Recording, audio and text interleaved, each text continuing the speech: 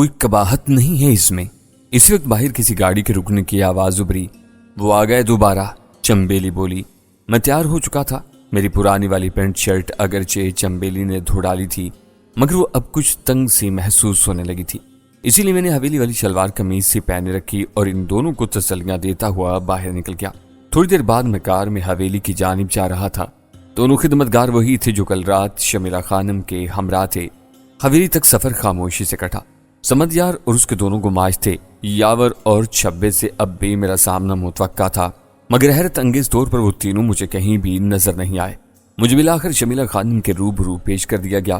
میں نہیں جانتا تھا کہ شمیلہ خانم کو ابھی تک گزشتہ واقعات جو اس کے بدگماش بیٹے سمدیار سے متعلق تھے علم ہوا تھا یا نہیں۔ میں بہرحال چپ تھا۔ ایک بڑے سے جہانہ آرام دہ کمرے میں شمیلہ خانم بڑی سی مسحری پر گاؤ تکیے سے پشت ٹکائے نیم تراز تھیں۔ میری اندر آمد کی اطلاع اسے کر دی گئی تھی، لہذا جب میں اندر داخل ہوا تو اس نے ایک دل نشین مسکراہٹ سے میرا استقبال کیا۔ وہ چند لحظے مجھے گہری گہری نگاہوں سے تکتی رہی۔ نہ جانے اس کی آنکھوں کے راستے اس کے اندر کیا مچل رہا تھا، مجھے اس کا اندازہ ادراک کرنے کی چندہ ضرورت نہیں تھی۔ میں ایک نشست پر براجمان ہونے والا تھا کہ اس نے ہاتھ کے اشارے سے مجھے اپنے سرہانے کے قریب والی دوسری نشست پر بیٹھنے کے لیے کہا۔ میں خاموشی سے وہاں جا بیٹھا۔ کمرے کی فضا میں گہرا اور پرسکون سا سناٹا طاری تھا۔ فرش پر دویز قالین بچھا ہوا تھا۔ اطراف اور درمیان میں قیمتی فرنیچر نظر آیا اور چھت کے وسط میں دل آویز فانوس بھی جھولتا دکھائی دیا۔ شمیلہ خانم نے جچا تلا سا لباس پہن رکھا تھا، یوں جیسے کسی کے لیے خاص اہتمام کیا گیا ہو۔ حالانکہ جیسی اس کی ہیت قضائی تھی، اس میں ایسا چمکدار لباس اور بناؤ سنگھار کم ہی کیا جانا چاہیے۔ میں نے اس طرف کوئی توجہ نہیں کی اور اس کی زخمی ٹانگ جس پر اب باقاعدہ بینڈیج بندھی ہوئی تھی اور اس کے سہارے کے لیے ایک اور گداز تکیہ نیچے رکھا گیا تھا، دیکھ کر اس کی خیریت پوچھی۔ آپ بہت بہتر ہے۔ ڈاکٹر شعیب کو اسی رات ہی بلا لیا گیا تھا۔ وہ مدھم لہجے میں بتانے لگی۔ اس کی دوا سے مجھے نیند نے تو آ لیا، مگر تم کیوں چلے گئے تھے؟ میں رات یہاں ٹھہر نہیں سکتا تھا، میں نے بھی ہولے سے جواب میں کہا۔ کچھ لوگ گھر پر میرا انتظار کر رہے تھے۔ ہاں میں جان چکی ہوں وہ کون لوگ ہیں، شمیلہ خانم نے کہا۔ اس بار اس کا لہجہ نرم نہیں بلکہ سپاٹ رہا۔ ظاہر ہے وہ دونوں ماں بیٹی اسی گاؤں کی رہنے والیاں ہیں، تو اب جانتی ہی ہوں گی۔ میں بھی یہ کہے بغیر نہیں رہ سکا۔ اس نے میرے ہلکے طنز کو محسوس کر لیا تھا۔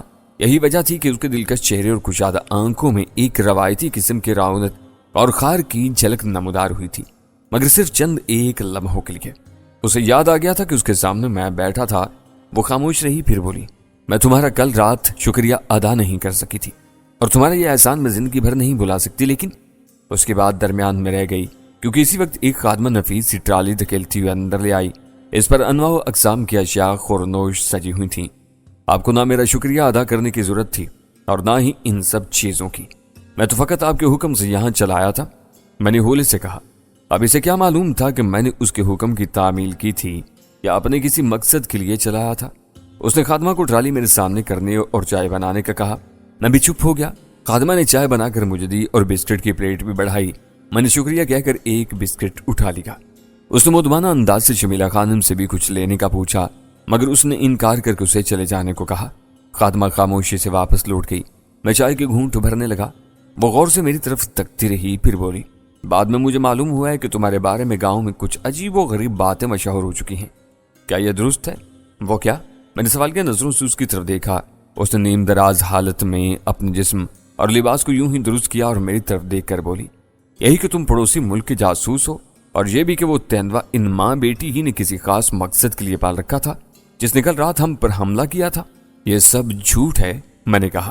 معذرت کے ساتھ کہوں گا کہ یہ افواہیں گاؤں والوں نے نہیں، آپ کے اپنے جوان سال لاڈلے بیٹے سمدیار ہی نے پھیلائی ہیں، اور اس کے پیچھے ان کا کون سا غلیظ مقصد تھا؟ کاش آپ یہ بھی جان لینے کی کوشش کر لی تھی تو آپ پر شاید اس کی ساری حقیقت آشکار ہو جاتی۔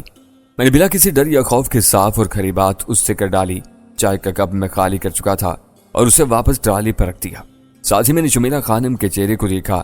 اپنے لاڈلے کے بارے میں سن کر لمحہ بھر کو اس کے حسین چہرے پر ایک رنگ سا آ کر گزر گیا، پھر بولی تو اس کے لہجے میں نرماہٹ امیز سا ایک سپاٹ پن بھی تھا۔ میرے بیٹے کا کیا مقصد تھا؟ جواب میں نے اسے سب کچھ سچ بتا ڈالا۔ اپنے دشمنوں سے لے کر سمدیار اور اس کے دونوں گماش تو یاور اور چھبے کے اس رات موڑی میں شب خون مارنے تک سب نہایت سرعت کے ساتھ بتا ڈالا۔ میں نے دیکھا کہ یہ سب سن کر اسے یکلخت ایک چپ سی لگ گئی تھی۔ وہ کچھ سوچتی رہی، تبھی وہی ملازمہ اندر داخل ہوئی۔ اس نے کسی بڑے چودھری صاحب کی آمد کی خبر دی اور الٹے پاؤں لوٹ گئی۔ چودھری صاحب آ رہے ہیں میرے سسر، شمیلہ خانم یکدم سنبھل کر بولی۔ میں اسی طرح سپاٹ انداز میں اپنی نشست پر براجمان رہا۔ ذرا دیر بعد ہی کھولے سے کسی کے کھنکارنے کی آواز ابری۔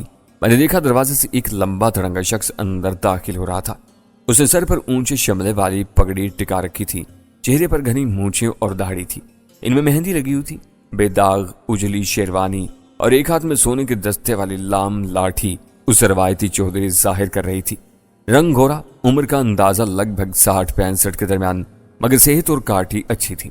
صورت ہی سے وہ ایک کرخت مزاج اور رونت امیز آدمی نظر آتا تھا۔ میں نے محض اس کے بڑے ہونے کے احترام میں اٹھ کر اسے سلام کیا۔ شمیلہ خانم بھی ادب سے اسے سلام پیش کر چکی تھی، مگر میں نے دیکھا وہ کچھ دبی دبی بھی نظر آ رہی تھی۔ شاید یہ اس کے سسر کے روب اور دبدبے کا اثر تھا۔ یہ کون ہے بہو؟ یہاں کیا کر رہا ہے؟ چودھری نے جو بلا شبہ سمد یار کا دادا فتح خان ہی تھا، میری جانب ایک کڑوی سی نظر ڈال کر شمیلہ سے پوچھا، ابا جانی، یہ وہی شخص ہے جس نے کل رات اپنی جان پر کھیل کر ہماری جان بچائی تھی؟ شمیلہ خانم نے بتایا۔ میں کھڑا رہا کیونکہ ابھی تک وہ بھی نہیں بیٹھا تھا۔ اچھی بات ہے، ہم اس کا مشکور ہیں، لیکن بیٹی اس طرح ایک غیر مرد کا یہاں موجود ہونا بڑے گھرانوں کا چلا نہیں۔ اسے کوئی انعام شنام دے کر کل رات رخصت کر دیا ہوتا۔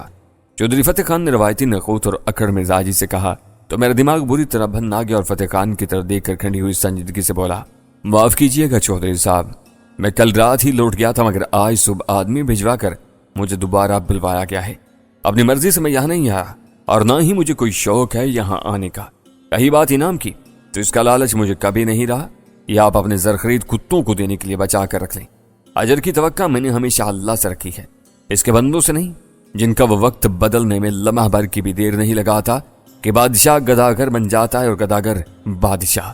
میری جچی تلی تلخ کلامی پر شمیلہ خانم پریشان سی نظر آنے لگی۔ چودھری فتح خان کا شملہ ہل کر رہ گیا تھا۔ اس نے بڑی برماتی نظر اور سرخ چہرے کے ساتھ میری طرف دیکھا اور اسی لہجے میں بولا، تم بہت گستاخ معلوم ہوتے ہو نوجوان، لیکن شاید ہمارے بارے میں تمہیں کوئی اندازہ نہیں۔ کاش تم نے ہم پر احسان نہ کیا ہوتا تو ہماری چھت تلے کھڑے ہو کر ایسا کہنے پر تم واپس اپنے پیروں پر نہیں جاتے۔ لعنت بھیجتا ہوں میں اس چھت پر چودھری فتح خان، میں بھی ہتھے سے اکڑ گیا۔ میرے اندر کا نڈر جنگ باز ایک ہی انگڑائی لے کر بیدار ہوا تھا۔ میں یہاں صرف اس لیے آیا تھا تاکہ آپ کی اکلوتی اولاد سمدیار کے کالے کرتوتوں کے بارے میں اس کی ماں کو باخبر کر سکوں۔ میں نے فتح خان کی برہمی بگڑتی حالت کی پرواہ کیے بغیر اپنی بات جاری رکھی۔ میں نے اسے بہت اچھے طریقے سے سمجھا تو دیا ہے کہ آئندہ اس نے اگر کسی کی جوان بیٹی پر گندی نظر ڈالی تو کل رات سے زیادہ برا حشر کروں گا میں اس کا۔ آپ بھی سمجھا دیجیے گا، اپنے دماغ سے ہوا نکال دے، چلتا ہوں۔ کہتے ہوئے میں لمبے لمبے ڈگ بھرتا ہوا کمرے سے نکلتا چلا گیا۔ چودھری فتح خان کو چپ کھا گئی تھی۔ میں مڑی واپس پہنچا تو غصے کے مارے بری طرح بل کھا رہا تھا۔ اماں اور چمیلی پریشان کن بے چینی کے ساتھ میری واپسی کی منتظر تھیں۔ مجھے صحیح سلامت واپس لوٹتے دیکھ کر ان کی جان میں جان آئی۔ میں نے انہیں سب بتا ڈالا کہ وہاں کیا ہوا تھا۔ چمبیلی تو میری بات سن کر خوش ہوئی تھی، جبکہ اماں کو تشویش سی کھانے لگی۔ وہ بولی، سہراب بیٹا یہ کچھ اچھا نہیں ہوا، سب اچھا ہوا ہے اماں۔ چمبیلی بدک کر اپنی ماں سے بولی، ہم آخر کب تک ان ظالموں سے ڈرتے رہیں گے؟ ان کے کالے کرتوتوں کا سب کو علم ہونا چاہیے، لیکن بیٹی اس کا کوئی فائدہ نہیں ہوگا، الٹا ہمیں ہی نقصان اٹھانا پڑے گا۔ اماں ہنوز گہری تشویش سے بولی۔ میں نے کہا، اماں آپ کسی بات کی فکر نہ کریں، میں نے انہیں اچھا سبق سکھا دیا ہے۔ اب ان کی جرت نہیں ہوگی کہ وہ یہاں کا رخ کریں، اور کریں گے بھی تو منہ کی کھائیں گے۔ اور کیا؟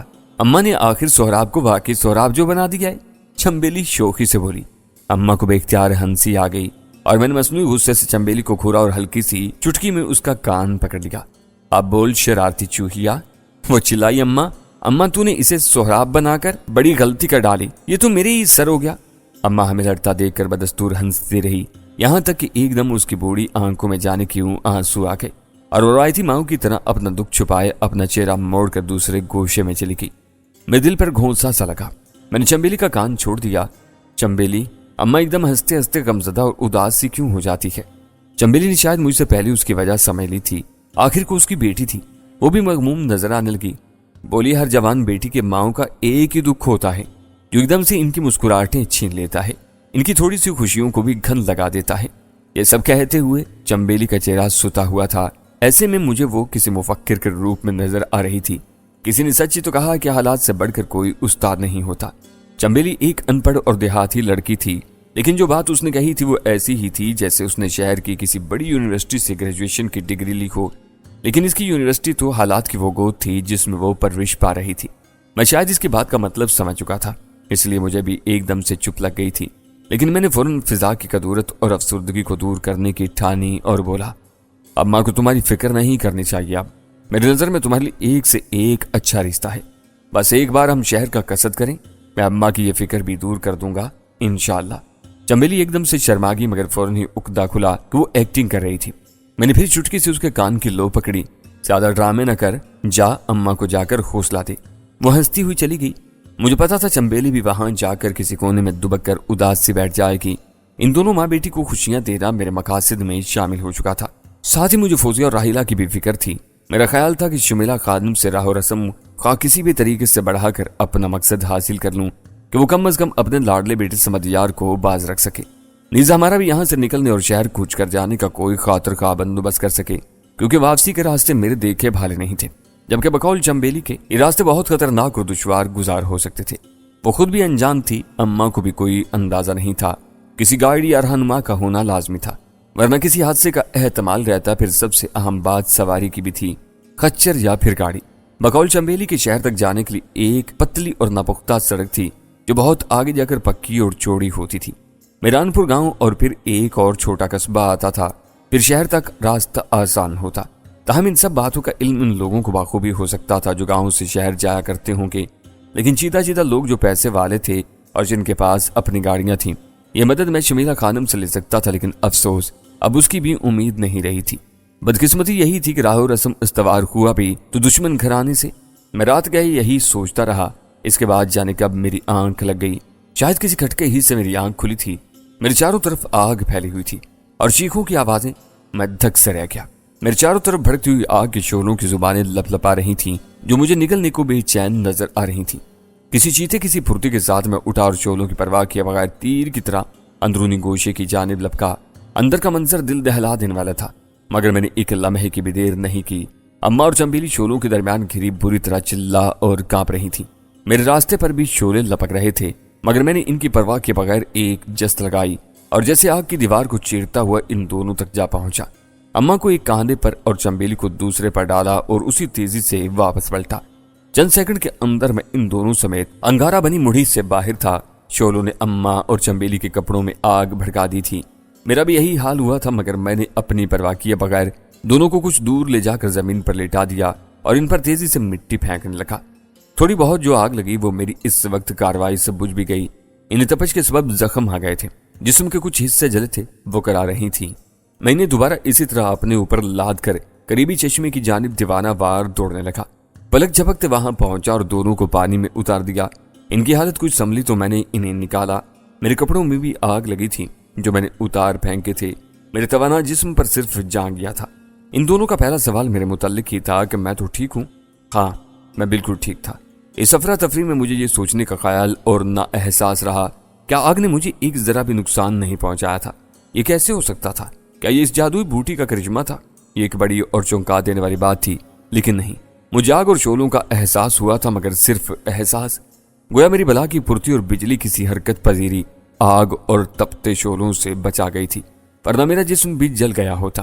میں نے اماں اور چنبیلی کو وہیں بیٹھے رہنے کا کہا اور دوبارہ دوڑتا وہ مڑھی تک پہنچا۔ وہ ہنوز دھڑا دھڑ جل رہی تھی، آگ تیزی سے اسے کسی اژدہے کی طرح نکل رہی تھی۔ میں آہستہ آہستہ آگے بڑھا اور اپنا ایک ہاتھ آگ میں ڈالا، یہ دیکھنے کے لیے کہ یہ مجھ پر کتنا اثر کرتی ہے۔ ذرا دیر آگ پر رکھنے سے ہاتھ میں جلن کا احساس ابھرا اور میں نے فوراً ہاتھ ہٹا لیا۔ بے شک آگ مجھ پر اثر کر رہی تھی، لیکن اس وقت جب میں ٹھہرا رہتا، گردش کرتے ہوئے آگ کے شعلے تپش ضرور دیتے مگر نقصان نہیں۔ اپنی اس ایک اور صلاحیت کا علم ہوتے ہی میرے اندر مسرت سی جاگی۔ اس کے بعد قدرتی چشمے کے قریب جا پہنچا۔ وہاں اماں اور چنبیلی بیٹھی کھاپ رہی تھیں۔